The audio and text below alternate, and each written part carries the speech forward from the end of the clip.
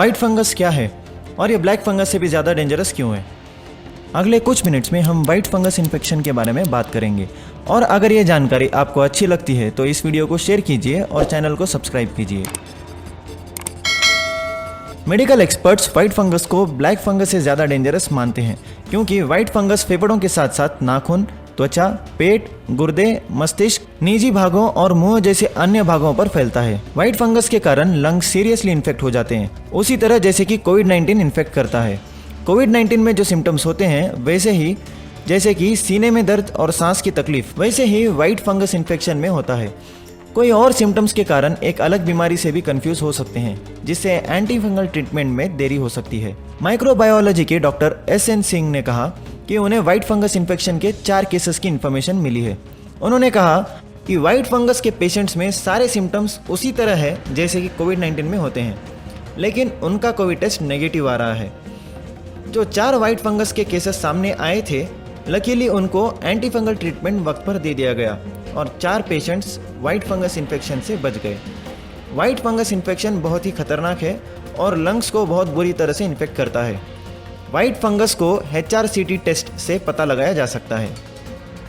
White fungus infection के symptoms इस बात पर डिपेंड करते हैं कि फंगस कहाँ और कौन से बॉडी पार्ट में ग्रो कर रहा है।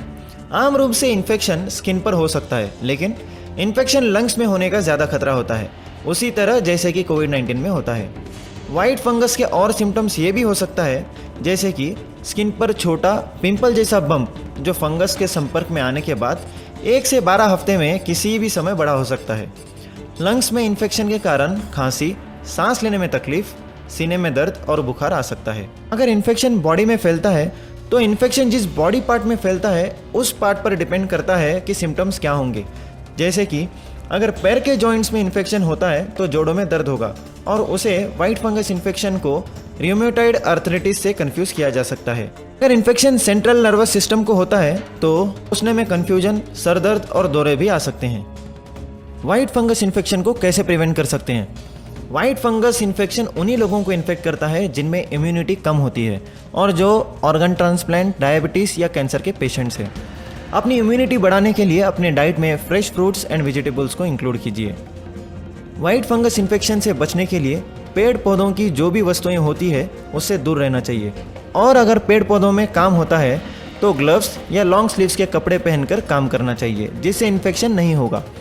अगर इन्फेक्शन होता भी है तो जहाँ पर इन्फेक्शन हुआ है उस पार्ट की बायोप्सी टेस्ट करके पता लगाया जा सकता है और एंटी फंगल ड्रग्स से इन्फेक्शन का ट्रीटमेंट किया जा सकता है।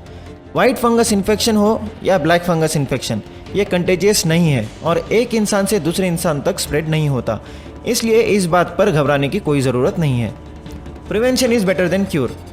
हमें उस जगहों से दूर रहना चाहिए जहाँ भी धूल, मिट्टी, कंस्ट्रक्शन या पेड़ पौधों का काम चल रहा है।